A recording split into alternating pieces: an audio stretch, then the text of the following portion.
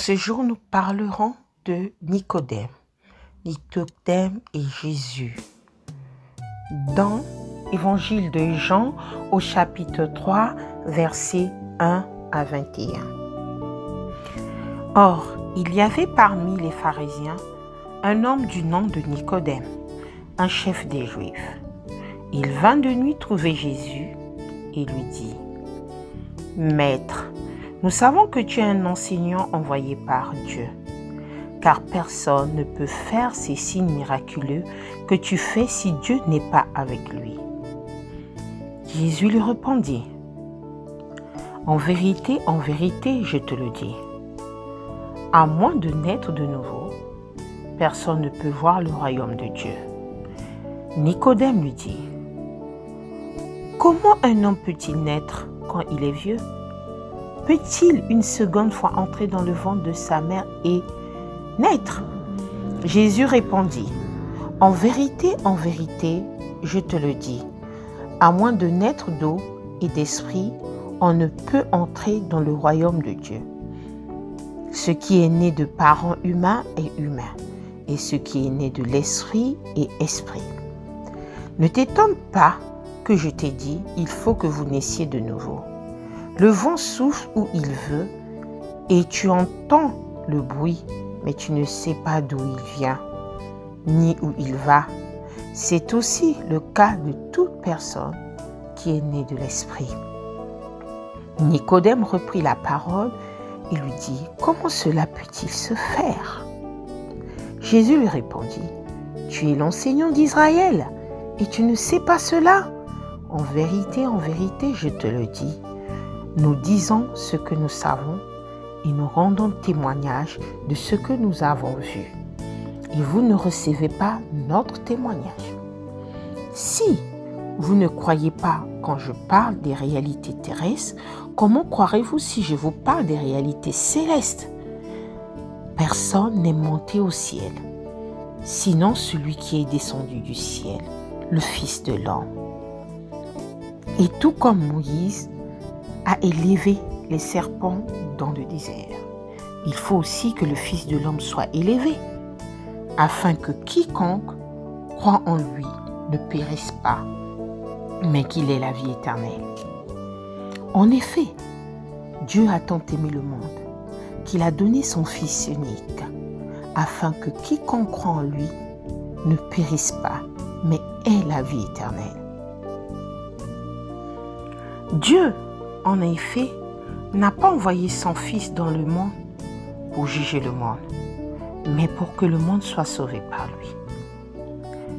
Celui qui croit en lui n'est pas jugé, mais celui qui ne croit pas est déjà jugé.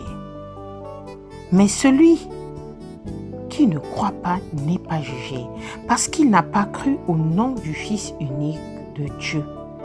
Et voici quel est ce jugement. La lumière est venue dans le monde, et les hommes ont préféré les ténèbres et la lumière parce que leur manière d'agir était mauvaise. En effet, toute personne qui fait le mal déteste la lumière, et elle ne vient pas à la lumière pour éviter que ses actes soient dévoilés.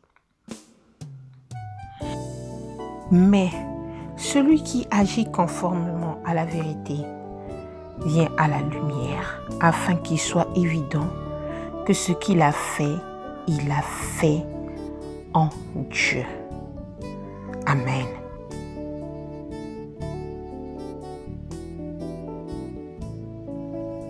Dans ce récit, nous voyons que Jésus explique à Nicodème qu'est-ce que naître de nouveau. Aujourd'hui, Nicodème, c'est nous. Nicodème était un pharisien, un membre de la cour suprême juive, un grand sage. Voulant en savoir plus, il va voir Jésus, comme nous l'avons lu dans Jean, chapitre 3. Nicodème pose la question à Jésus : « Mais comment quelqu'un peut-il naître de nouveau ? Il peut tout de même pas entrer dans le ventre de sa mère et naître une deuxième fois ?» demandait Nicodème. Non, ce n'est pas ce que veut dire cette expression. Si quelqu'un ne naît pas d'eau et d'esprit, explique Jésus, il ne peut pas être dans le royaume de Dieu. Si nous savons bien, mes frères et sœurs, Jésus est né d'eau et d'esprit. Quand il s'est fait baptiser et que l'Esprit Saint est descendu sur lui, une voix venue du ciel a alors déclaré « Voici mon Fils, le bien-aimé, qui a mon approbation ». Nous le verrons dans Matthieu, l'évangile de Matthieu, chapitre 3, versets 16 à 17. De cette façon, Dieu faisait savoir qu'il avait engendré Jésus comme fils spirituel, ayant la perspective d'entrer dans le royaume céleste.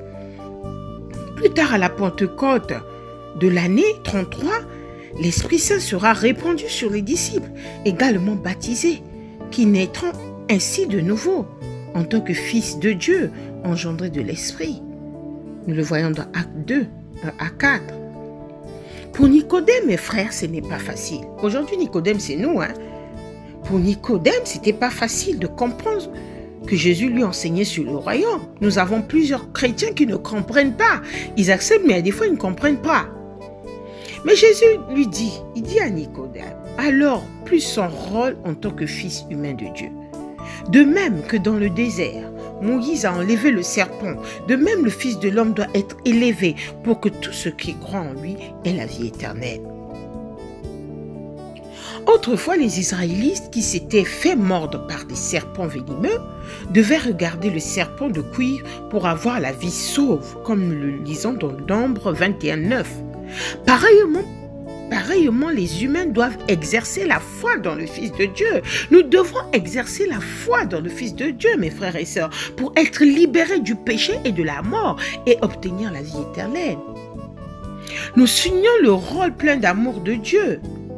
Dans cette disposition, Jésus dit ensuite à Nicodème, « Dieu a tant aimé le monde qu'il a donné son Fils unique, afin que tous ceux qui exercent la foi en lui ne soient pas détruits, mais aient la vie éternelle. » C'est donc ici, à Jérusalem, 6 mois après avoir commencé son ministère, que Jésus explique clairement qu'il est le moyen de salut pour les humains. Amen, mes frères et sœurs. Il est le salut, il est notre salut. Jésus ajoute que Dieu ne l'a pas envoyé pour qu'il juge le monde, c'est-à-dire pour qu'il le condamne à la destruction, mais pour que le monde soit sauvé par son intermédiaire.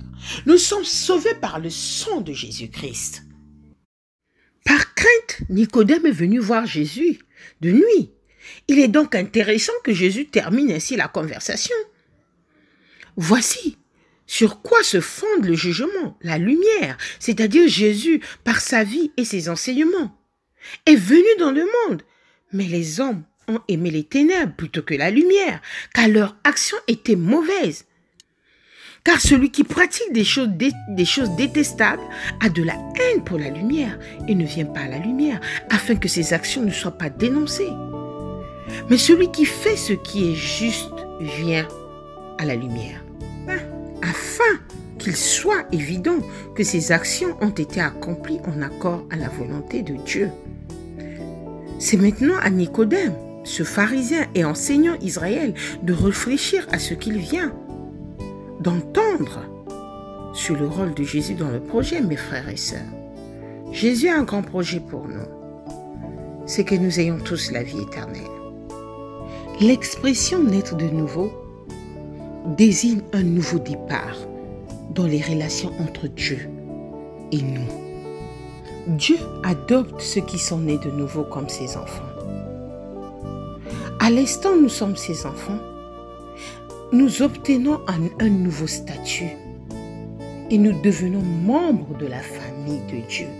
C'est pour cela que nous chantons souvent « Oui, nous faisons partie de la famille de Dieu » parce que nous sommes nés de nouveau.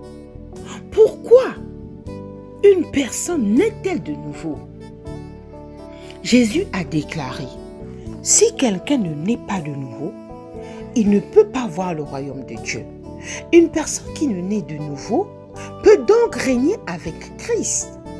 Le royaume de Dieu étant dirigé depuis le ciel, la Bible explique que ceux qui naissent de nouveau ont accès à un héritage qui leur est réservé au ciel, mes frères et sœurs. Ceux qui sont nés de nouveau sont convaincus qu'ils règnent avec Christ. Aujourd'hui, nous sommes chrétiens, nous sommes convaincus, nous régnons avec Christ parce que nous sommes nés de nouveau. Mon frère et ma soeur, il faut naître de nouveau. En quel sens une personne naît-elle de nouveau? Quand Jésus a parlé de ce sujet à Nicodème, il a dit que ceux qui naissent de nouveau naîtraient d'eau et d'esprit. Cette expression correspond au baptême de l'eau, suivi du baptême dans l'Esprit Saint. Jésus a été la première personne à naître de nouveau. Comme je l'ai dit précédemment, ceux qui naissent de nouveau sont aussi baptisés dans l'eau avant de recevoir l'Esprit Saint. Ils ont alors la solide espérance de vivre au ciel, ce que Dieu réalisera au moment de la résurrection. Mes frères et sœurs, notons une chose. Nous sommes entrés dans le monde en naissant physiquement. Mais cela ne nous a pas ouvert la porte pour aller à Dieu. Nous sommes tellement centrés sur nous-mêmes et par nature si peu enclins à faire appel à Dieu que tous nos actes sont empreints de volonté propre et reflètent le manque d'amour. Et cela nous sépare du Dieu juste.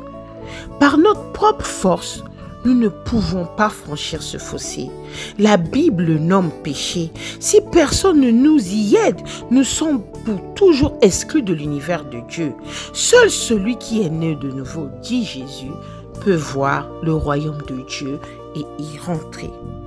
Pour en terminer, mes frères et sœurs, si nous acceptons ce chemin, le chemin de la purification des péchés, si nous nous détournons de toutes nos anciennes voies et si nous nous présentons devant Jésus avec notre égoïsme et notre injustice, mais aussi avec notre désir de lui faire confiance, alors il nous enverra son esprit et celui-ci nous donnera la naissance nouvelle.